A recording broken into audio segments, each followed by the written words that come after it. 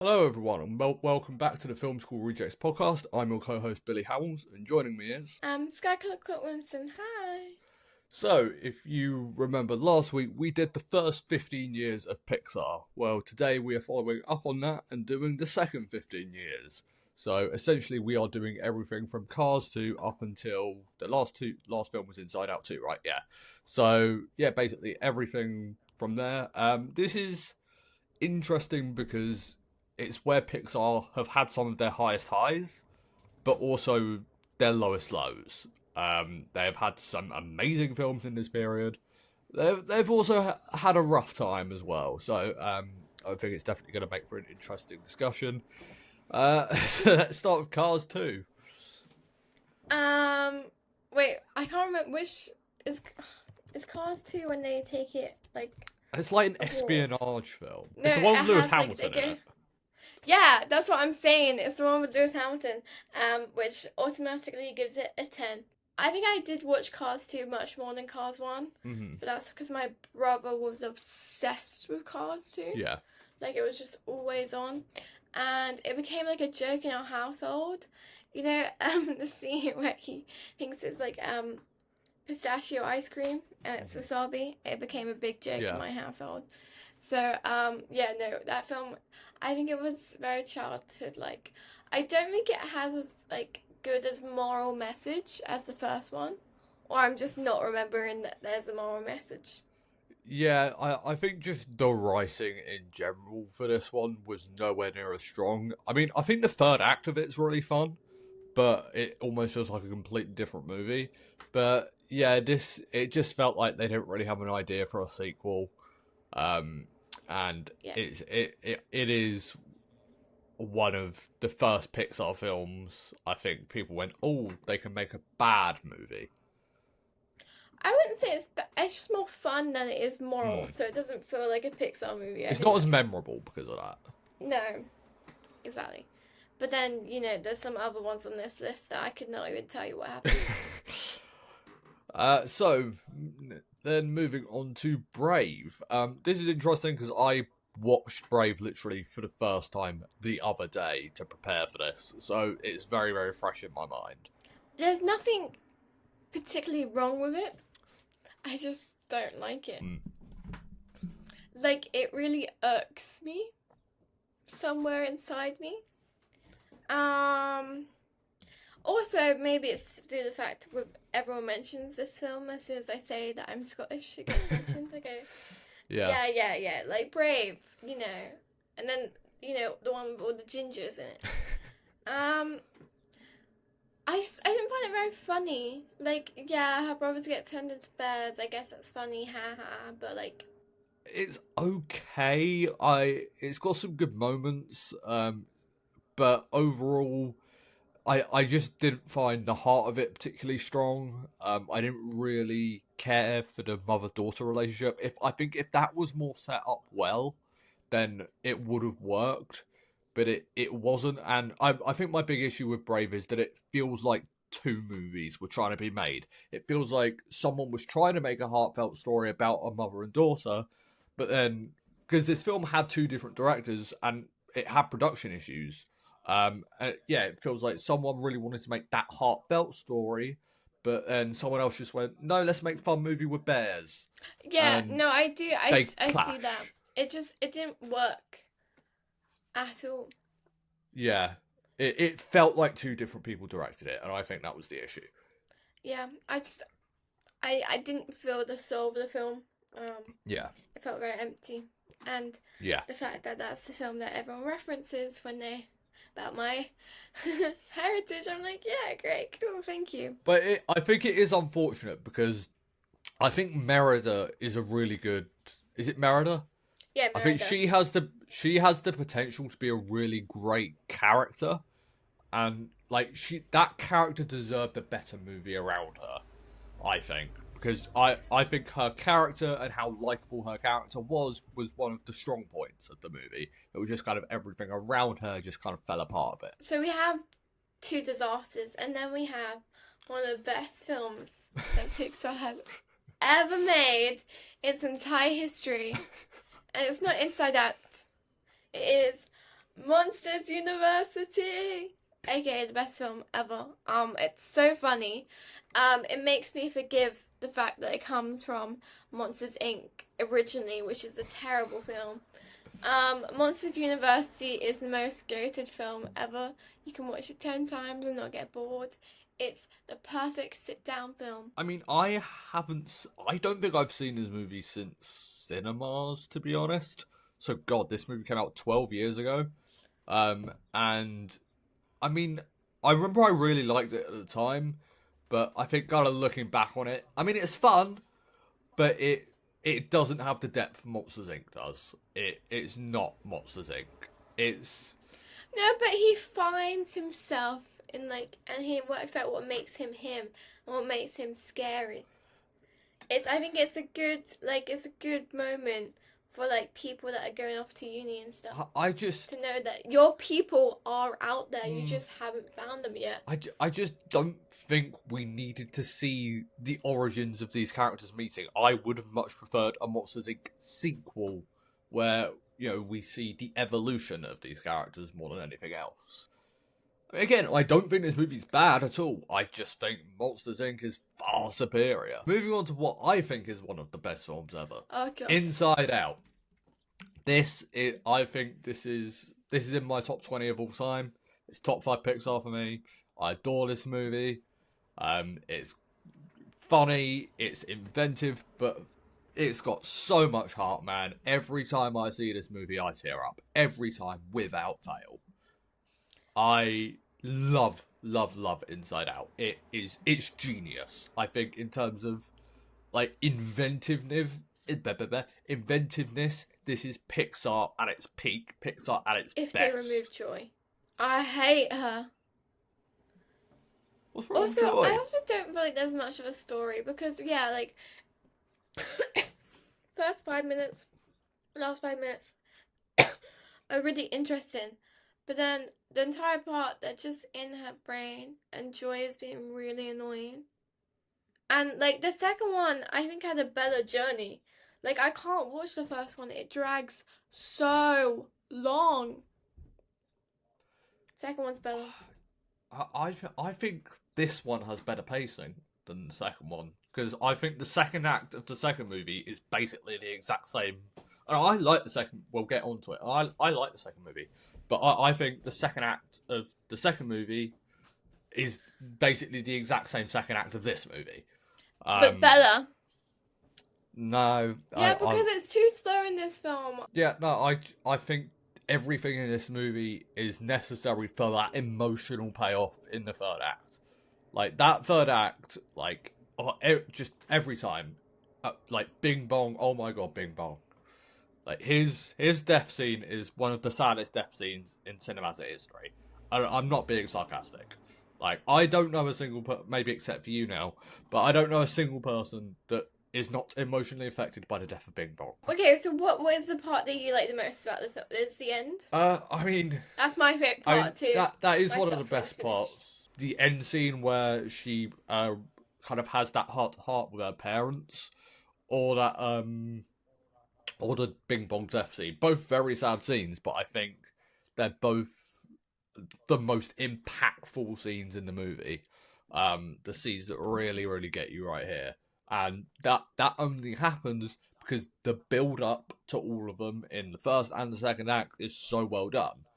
Yeah, I adore this movie. I've seen it countless times, and I will continue to love it. The Good Dinosaur. This... Oh, beautiful. Childhood wonder. There's nothing else that needs to be said about it, but other than just watch it. I need to rewatch this movie. I've not seen this movie since cinemas, and it came out, nearly 10 years ago now. And I wasn't big on it when I saw it back in 2016. But I've heard it's kind of had a bit of a revitalization almost. People today kind of talk about The Good Dinosaur that actually is pretty good. So I definitely want to give it another chance, because I do just remember seeing it back in 2016 going, yeah, it's not one of Pixar's best. I remember being quite disappointed with it, especially coming off of the back of Inside Out 2. Inside Out, which is peak Pixar. This kind of missed the mark for me. But I definitely want to give it another shot because you remember last episode I was talking about. I feel like if I'd seen Cars after The Incredibles had came out, I'd have been a bit more disappointed. I feel like this is that situation for me. So I kind of want to go back to Good Dinosaur, having had space from the initial release, and watch it and see how I actually feel now. I think it's a very simple film Mm. compared to Inside Out, right? Because Inside Out deals with lots of complicated Mhm. emotions. This one's just like a happy film. Okay, Yeah. I appreciate it for what it is, Uh-huh. and I think it's also really pretty. I will say visually, it's probably one of Pixar's best in terms of like the quality of the animation, the depth of the animation. From a visual standpoint, this movie looks astounding. Like that I will not deny. And the Absolutely. dinosaurs are so cute. I Yeah. love them. Yeah, They're so they adorable. find like a really good balance of making the dinosaurs look kind of not real, but like tangible, but also they do have this cartoonish quality to them. And I think the balance Yes. of that is quite well done, I will say. Next up, we have Finding Dory. I think this is one of Pixar's best sequels. It might be their best. No, actually, it's not because of the Toy Story sequels. But yeah, I think this is a really, really good sequel to Finding Nemo. It retains the heart of it. It's still super, super funny. But most of all, it doesn't copy Find. Yeah, I mean, it definitely has similarities, but I think Dory goes on her own journey. It doesn't feel like the film's trying to copy Finding Nemo because so much of it is about Dory and her memory loss, and that I think that's the most engaging aspect of Finding I don't Dory. remember it. And I mean that in the most unironic way. I know I saw it. I know I saw it multiple times. Yeah. I don't remember any of it. And I also think any memory of Dory has been replaced by this horrendous film and book that I had to review and then commentate on and then do the politics around, which is It Ends With Us. And that's all I remember it from.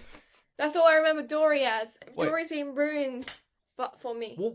Where's the link Finding Nemo between? stays in this Fi- very bubble. And Where's the link between Finding Dory and It Ends With Us?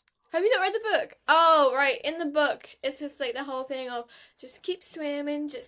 Oh, And she says okay, that over and okay. over again. Right, okay, I can see that. And this whole entire novel, and I wouldn't even call it a novel, that's giving it too much. Fan fiction.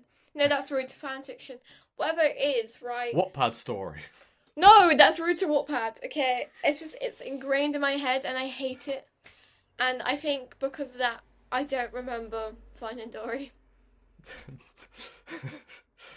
I And I now can't blame you. I think I'm convinced whenever I see clips of it, I think it just must be some part of Finding Nemo that I just haven't seen. That's what it is to me. I would recommend giving Finding Dory another go, just to kind of get that memory out of your head because it is like you definitely won't like it as much as Finding Nemo. I'd be very surprised if you did. But I again, it's a sequel that retains the heart of the original. Next up, this is the only film here I've not seen, so please take this away, Cars 3. What do you mean you haven't seen Cars 3? I meant to get around to it after watching the first two Cars movies last year, and then I I'm just gonna didn't. be honest, right? It's not as good as the other ones. Exactly. I'm gonna put my hands up. Cars 1 and Cars 2. It was fine. Hmm. But Cars, I just kind of, it's like Toy Story 4. I just kind of doesn't exist amongst rewatches. No, it could never be Cars 2, and it wants to be Cars 1. I mean, I do remember the trailer for Cars 3 was surprisingly really gritty and grounded. Like, it was like, I remember it was just this trailer of Lightning McQueen having this really big crash or something like that. And it made it look really dark and gritty. I, Yeah, because he's like trying to compete with the newer hmm, cars and the new gen, which I guess is like it's kind of going back to his roots where he has to like let go or being the best, whatever, and pride, hmm. whatever. It was just kind of rehashing the message But from the previous film. yeah, it feels Yeah, like it. But if you've watched Cars 3, you're gonna have watched yeah. Cars. This one, I I also think is one of Pixar's best. Coco. Yes, I think the majority of people will agree with you for that one. The way you phrase that, I'm going to assume you are not in that majority. No, no, no, no, no, no, no. I didn't say that. I do like Okay. Coco. I don't know why you think I didn't like Coco. I'm saying yeah, everyone Okay. likes Coco. I'm really tired. So maybe that's why it's not coming through. No, I really like it. I like it visually. I like the Mhm. songs. And I was concerned that the whole skeleton part would like scare my Mhm. siblings, Yeah. and it didn't. So, like the dinosaurs, they managed to make it Uh-huh. real, but not too real. So I think that's what Pixar is good for that. Yeah, I think Coco is I get that it does remind me of Inside Out where it is so inventive, but the heart of it is just so present. I think it actually is it might be the darkest Pixar movie in terms of themes and not tone because it's a Pixar movie, but it deals with some pretty heavy stuff. Um and I think it does so in a way that kids can enjoy it, but also adults will really get a lot out of it. And I may even say that it's the Pixar out of every Pixar film. I think this is the one where adults can really resonate with it the most. Maybe that and Inside Out, because that it. I could definitely imagine seeing this film as a kid, going, "Oh yeah, that was really fun. I really enjoyed the music. It was very colourful." Then you watch it when you're older, and you're like, "Oh, okay, that's what it's really about." And yeah, it is I quite think deep. it'd be good for when you've seen it as a kid and then your parents show it to you when you're more of Yeah. a teenager, when you're like your grandparents are also going through like a similar thing. Because I think it'd be one, you're like, yeah, this is a childhood memory, so I've already seen this film, and then you can also see it from a different perspective without your parents shoving you to that Hmm. conclusion. So I think that's why it'd be good Yeah. for children and Yeah. why it's good for Pixar. And this did this movie win the Oscar for best original song? I feel like it did. And actually, this might be the first time where I'm going to say a Pixar movie should not have won the Oscar for that, simply because this is the same year The Greatest Showman had its soundtrack. Oh, oh no! Oh my goodness!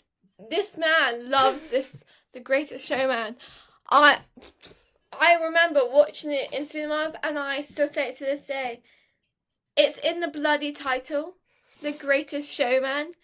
But it's not the greatest show. It's a mid show. What song was it? What song was it for the Oscar? Oh, I think This Is Me was nominated, but Oh Remember Me from Coco won. And by the way, I love the music in Coco, yeah, but amen, amen, Coco. like The Greatest Showman That's should what have I'm won. talking about. I'm sorry, but The Greatest Showman No, should no, have won. this is a compliment to Coco. Well done, Coco. Bring back good Oscar nominations. Bring back Oscar winning Pixar. It did win Best Animated Feature. Don't let the Americans try and take It things did from win you. Best Animated Feature, which it deserved to win. I will say that. Like it's like again, this is like top 10 Pixar for me. I adore this movie. But that's just I more than adore it. You've made me into like someone who's like, yeah, everyone loves this film, to defending it. Because how dare you even compare it to The Greatest Showman? Unbelievable. It's so beautiful. The music, gorgeous. Hit after hit. I'm like emotional. Like when I hear any Greatest Showman song, I think, yeah, mid. Like I feel nothing. Like, okay, you're whining. Let's pack it in. Okay, Coco it's about family and it's about death and your generation and culture, and it's just oh you see for everything me, that a I film think should Coco be. is a better film than The Greatest Showman. Let me be clear. I think it's a better film, but I I wouldn't go out of my way to listen to the Coco soundtrack. It's great in the film, whereas I will just stick on the Greatest Showman soundtrack. I don't know if if the argument's going to end here or not. Incredibles 2. I didn't even. I Oh, didn't see okay. it. You think I saw Okay. that? You think I saw? You think I waste 2 hours Oh, yeah, of you my didn't like the life? first one, to be fair. 2 hours. Okay, so this. Take it away, So, Billy. if you remember, I think The Incredibles is the best Pixar movie. I adore this movie. So, I was very, very excited for the sequel. this, I think between this and Star Wars: The Last Jedi, there have never been two movies where I've been so mad at them. I That's what I'm talking about. hated Incredibles 2. The first time I saw it, I really did not like it, but there were so many people raving about it and loving it. So I was just like, you know what? I'm gonna give it a second chance. I went back to the cinema to see it a second time. I had to physically restrain myself from leaving the cinema. Like, I would hoist myself up in my seat. I was like, no, Billy, sit down, finish it. Um, I, I hated this movie. It just took everything from now. I bear in mind this movie came out 7 years ago now. So for all I know, I'd watch it today and I wouldn't feel as strongly. I doubt it, but I can only go from what I remember about The Incredibles 2, and I can just remember that I hated it. It just took everything from the first film. And for example, Dash. I loved Dash as a character in the first film. In the second film, they made him a complete idiot. And it's things like that where it just felt like it took everything from the first film and just didn't really go anywhere with it. I remember loving Jack Jack. The animation's great, but I did not care for the story. And yeah, I was just so let down by this movie. It might be the most disappointing film I've ever seen in my life. Because again, I adore that first movie so much. But I think they really, really dropped the ball with Incredibles 2, and I think it is the worst Pixar movie, full stop. Now moving on to another sequel that does not live up to its franchise name, Toy Story 4. Yeah, mate, I love Forky so much. To be fair, Forky's probably one of the best parts of the movie. Yeah, but how did you even come up with that? Like, oh my goodness. And this is... I mean, I remember seeing this for the first time and going, yeah, it's not as good as the first three, but yeah, I enjoyed it. I had fun. But then I saw it a second time, and I still kind of enjoy it. Like, it's definitely got its moments, but the story is forced. And the ending, I hate the ending. And that ending doesn't matter anymore, clearly, because they're doing Toy Story 5. So actually, maybe I'm kind of looking forward to Toy Story 5 if they... I know it was one of the, it was the only film for Toy Story, obviously, that my brother saw in some cinema. And I remember being in the cinema with him and thinking, what a massive disappointment this film must be. Like, to know that you couldn't see the other Toy Stories in cinema. And this is the one you watch. Like, it felt like watching High School Musical 3 all over again. High School Musical 3 is the best of the three. Anyway, my point is, Toy Story 4 sucks. What happened? This is the point where I don't know why. I understand it makes lots of money. But then people are just complaining about your company. So, but they're making another one, and they made Lightyear because apparently people needed that. I think you kind of just summed it. That the big word to describe Toy Story 4 is disappointing. It is not worthy of the Toy Story name, in my opinion. And yeah, I kind of just forget about it. Then Pixar takes a turn. Yeah, I think the way you were talking about, it's one of the final films you saw before COVID, is actually a really nice segue into Onward, which was one of the very last films that was in cinemas before the lockdown happened. Like, it came out, I think, 2 weeks, maybe 1 week before cinema shut down. Yes, which is why I didn't see it, guys. Sorry. Yeah, I remember this was the last film I saw in cinemas for what? I didn't go back until August, and this was in March. Oh my goodness! I know. I know, babe. I know they missed you, Billy. Yeah. I thought, oh my goodness, where is that guy? So in that sense, it did kind of stick with me because I was just like, is that the last movie I'm ever going to see in cinemas? It's fine. It's nothing special. I remember loving the second half, thinking the first half was not great. Yeah, I don't really remember much about it. What I remember about it was mostly its release circumstances. And it's kind of sad that that's the most interesting thing about Onward.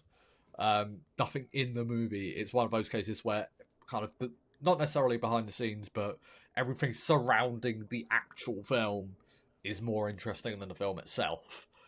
Um, so I think it'll be interesting to kind of bunch the next few together. Soul, Luca, and Turning Red, and the Yeah, but see, I was boycotting in my head. So I didn't watch Onward or Soul. I did watch, and then obviously I did buy Disney Plus, and then I watched Luca and Turning Red. I mean, I think Soul, Luca, and Turning Red kind of bunched those together because they were the three movies released that were planned to be in cinemas but were released directly onto Disney Plus during the pandemic. Um, Soul, I think, is one of Pixar's best movies. I wish that movie got a cinema release. It is very much like Inside Out. It's directed by Pete Docter, who directed Inside Out. He directed Monsters Inc. He directed Up. And it very much has that same kind of inventiveness to it. But again, along with Coco as well, completely forgot to mention this, that it is one of Pixar's deepest movies. Like this movie gets in your head. It gets you thinking about life, our purpose in life. There is a line in this movie which will always stick with me because I can't believe it came from a film that is intended for children. Is all this living really worth dying for? That came from a kid's movie. Like, could you imagine a kid just wandering around blurting that out to their parents? You know how kids will just blurt out lines from films?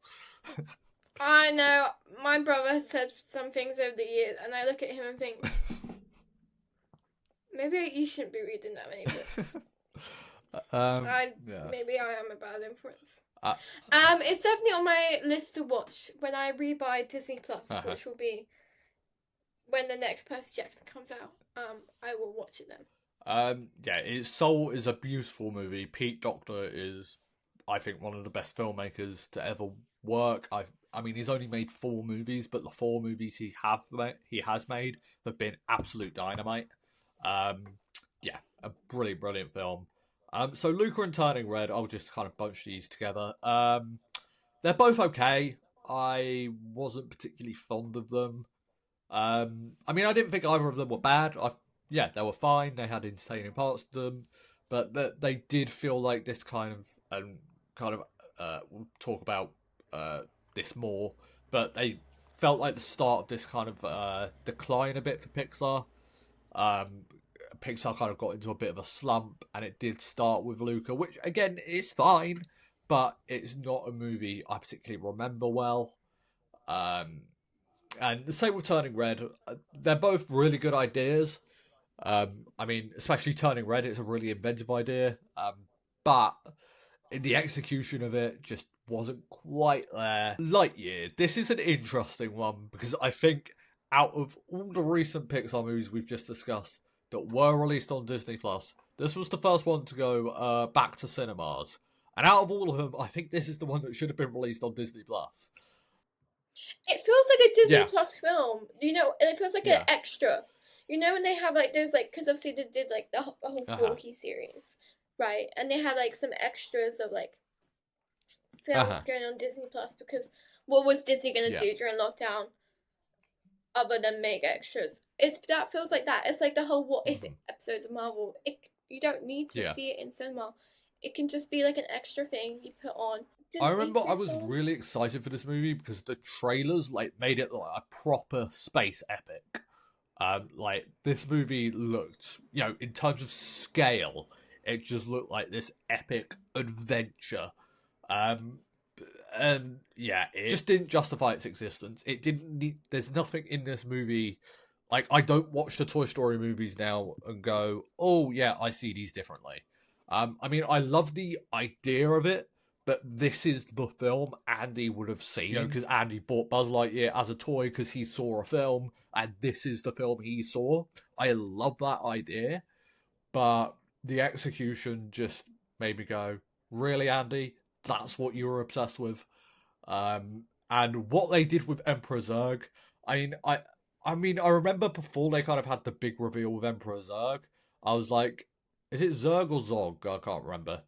Um, but before they had the big reveal with him, I wasn't huge on the film, but I was enjoying it. But once that happened, I just checked out. Okay, so Elemental. This is an interesting one because I remember it had a really terrible opening weekend, and everyone had declared it like this huge box office bomb. And for some reason, it had really like good box office legs. I don't necessarily know if it like made money, but it made over $500 million, which is far more than I ever thought. In terms of the quality of the film itself, again, it's fine. I wasn't particularly enchanted with it. I really like the ideas, but I think it just had too many of them. It didn't really know what to do with itself. It's only a family Pixar movie. Yeah, I don't know. I feel like it feels more like more kiddie Pixar than family Pixar. Next one. Billy and I watched this in Yes. cinema together. It is Billy's favorite film ever. Yeah. Well, the original, you mean? No. I mean this one. Oh, yeah, definitely. Yeah. What do you want to say? What it is? Inside Out 2. Woo! I loved it actually. I could tell. What do you mean you can tell? Well, when I looked over to you when the movie ended, I could tell you were quite affected No, by it. no, because Billy was like, I could see him waiting for me to cry, and I was not crying. Right, there were so many points I thought maybe I'd cry. Right, but I was holding it in, and I can't even remember what it was. She was just at her locker. It was very much like the last. It was the like, last half, shot, yeah. Yeah, the very last shot, and somehow that's what got me, and it pissed me off. Right, I went this entire Pixar film, no tears, nothing. Like I felt emotional, and then it was very last second. I mean, yeah, I was sat there Betrayal. like it cut to black, the credits start. I said in my head, I was just like, I'm gonna look over to Skye and she's gonna be crying, and then as soon as I look over, you turn your head. Yeah, I wasn't crying, mate. I ain't ever cried in the cinema. You see someone crying? Ain't me. Never. What I liked about this film, I liked that it wasn't. Well, Billy just said it was the same film, but I liked the new characters. I think the new characters was good. One, for obviously she's older, but also it meant having some characters that younger children could explore as well, which I think was good. I do feel like the first one was too simplistic in how it stored emotions and everything. So I did like this more. Especially, I think it was very much a teenage girl film, but being a teenage girl might be generally like the worst years of your entire life. I also think anxiety was also represented very well, and I really hate Joy, and I felt she went through character development in this film, and I liked that she wasn't just this 100% joyous person all the time. I liked that she was sad at some point. And the board one was very funny. I liked it. We had humor, we had emotion, we had teenage girls like going through and growing up, which I think is a good message for young. I would say for preteens to watch it so they know what's like they're about to go through, and then teenagers to be like, yeah. I remember that. Thank God that's over. I do really like this movie. I just don't think it's as good as the first film. I just think that second act just feels like a copy and paste. But I really like the setup. I really like the first act. And I think that panic attack scene towards the end might be one of Pixar's best scenes. I think that sequence is so well done. I've seen this movie, I think, 3 times now. I saw it twice in cinemas. But yeah, this is Pixar's highest grossing movie. It's the 8th highest grossing movie of all time. I thought this movie would do well, but holy shit, I did not think it would make closer to 2 billion than 1 billion. So well done Inside Out 2, but that does mean we're going to get more sequels. And in 2024, that's quite impressive as well. Yeah. So just to finish off, what are your top 5 Pixar movies? Wish you asked me this before. Cars. Bugs Life. Finding Nemo. Okay. Wall-E. and um, uh, good dinosaurs. Uh, okay, I feel bad now because I actually have a ranking. But I'm just reading off my Letterboxd ranking. I didn't just create one and forgot to tell you. Number 5, Toy Story 1. Number 4, Toy Story 2. Number 3, Inside Out 1. Number 2, Toy Story 3. Number 1, your favourite The Incredibles. What are your favourite Pixar films? Let us know below. Thank you for listening/watching. You can catch us on Spotify. What's the other one? YouTube, obviously. And we do highlights on TikTok as well. I've been Billy Howells. I've been Skye Colquitt Wilson. Bye. Bye.